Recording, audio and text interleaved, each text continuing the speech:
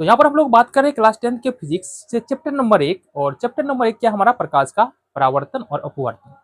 जैसा कि तुमको पता है कि इस वाले पूरे लेक्चर में हम प्रकाश के अपवर्तन के बारे में ही बात कर रहे हैं। प्रकाश का अपवर्तन क्या होता है ये हमने देखा है। अगला जो टॉपिक है हमारा है कि अपवर्तनांक क्या होता है, रिफ्रैक्टिव इंडेक्स क्या होता है। अब रिफ्रैक्टिव इंडेक्स को अगर समझना है तो एक बार हमने अभी तुरंत बात किया है कि प्रकाश की चाल क्या होता है।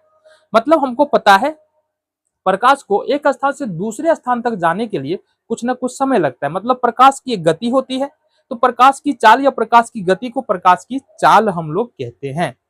तो प्रकाश की चाल होती कितनी है तो हमने इससे पहले ही बताया, ये होता है 3 × 10⁸ किलोमीटर प्रति सेकेंड।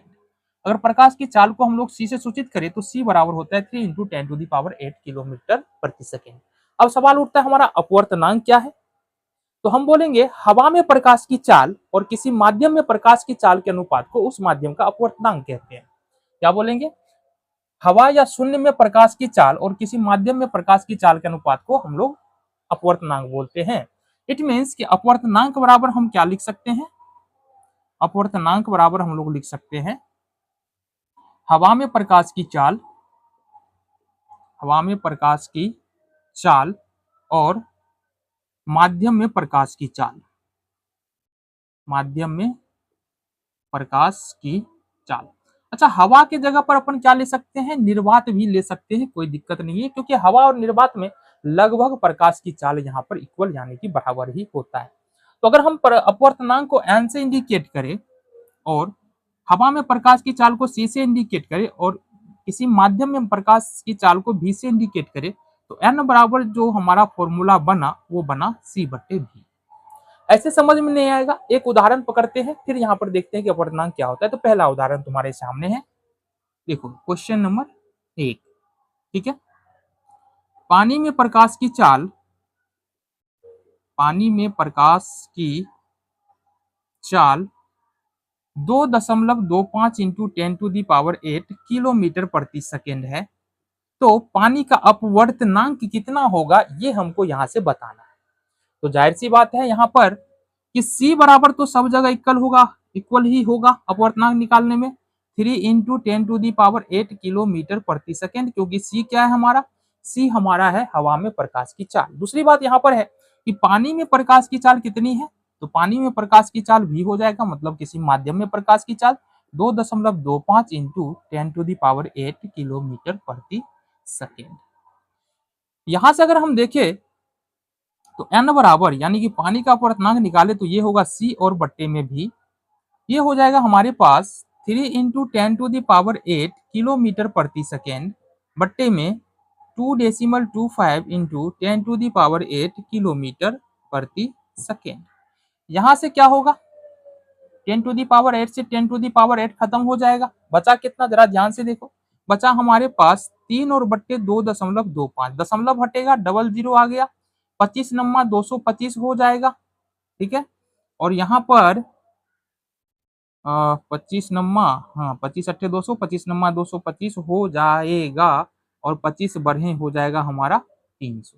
फिर से 3 तिया 9 और 4 तिया 12। तो ये लगभग अगर ये आ रहा है हमारा 4/3 और 4/3 को सोल्व करते तो लगभग आता है 1.33। यानी कि पानी का अपवर्तनांक क्या होता है, पानी का अपवर्तनांक निकल के आ गया हमारा 1.33। एक और उदाहरण पकड़े, आ जाओ उदाहरण नंबर 2 देखिए यहां से क्वेश्चन नंबर 2। यहां पर कांच में प्रकाश की चाल, कांच में प्रकाश की चाल ये है हमारा 2 × 10⁸ किलोमीटर प्रति सेकेंड। तो कांच का अपवर्तनांक क्या होगा ये हमको यहाँ पर बताना है। तो जाहिर सी बात है कि अगर हमारे पास कांच में प्रकाश की चाल दिया तो अपवर्तनांक इजिली निकाल पाएंगे। कैसे, तो यहाँ पर हमारे पास C है, C मीन्स हवा या निर्वात में प्रकाश की चाल जो होता है 3 × 10⁸ किलोमीटर प्रति सेकेंड। दूसरा है हमारे पास V जो कि कांच में प्रकाश की चाल होगा 2 × 10⁸ किलोमीटर प्रति सेकेंड। निकालना है हमको n बराबर होता है C/V। C का मान है 3 × 10⁸ जो कि ये वाला मान है किलोमीटर प्रति सेकेंड, और V का मान है यहाँ पर 2 × 10⁸ किलोमीटर प्रति सेकेंड। ये हमारा यहाँ से यहाँ खत्म, बचा हमारे पास 3/2 और 3/2 का मतलब है 1.5 यहाँ पर हमारा उत्तर निकल के आ गया। तो इस तरह से तुमको एक इजी सा कॉन्सेप्ट समझ में आता है कि अपवर्तनांक यहाँ पर हमारा क्या होता है। ठीक है, अपवर्तनांक के बारे में कुछ और जरूरी बातें हैं जिसको यहाँ पर हम समझ लेते हैं। तो यहाँ पर हमने हवा और पानी का अपवर्तनांक निकाला है और उसके आधार पर हम कुछ निष्कर्ष को निकालेंगे जो तुमको यहाँ पर समझना पड़ेगा। ठीक है, यहाँ पर हमारे पास पानी में प्रकाश की चाल था यहाँ पर 2.25 इंटू 10⁸ किलोमीटर प्रति सेकेंड और कांच में प्रकाश की चाल है 2 इंटू 10⁸ किलोमीटर प्रति सेकेंड। पानी का अपवर्तनांक निकाला हमने 1.33, अभी जस्ट तुरंत निकाला, और कांच का अपवर्तनांक निकाला हमने 1.5। अब जरा ध्यान से समझना यहाँ पर कि यहाँ पर प्रकाश की चाल अगर अधिक है तो अपवर्तनांक हमारा यहाँ पर क्या आ रहा है, कम आ रहा है। पर यहाँ पर प्रकाश की चाल कांच में क्या है, कम है, तो यहाँ पर अपवर्तनांक यहाँ पर हमारा ज्यादा आ रहा है। मतलब अगर किसी माध्यम में प्रकाश की चाल अधिक है तो अपवर्तनांक कम आएगा, किसी माध्यम में प्रकाश की चाल यहाँ पर कम है तो अपवर्तनांक यहाँ पर अधिक आने वाला है। अब एक बात बताओ, हमारे पास यदि पानी और कांच का अपवर्तनांक दिया है, 1.33 पानी का है अपवर्तनांक और 1.5 यहाँ पर कांच का है अपवर्तनांक।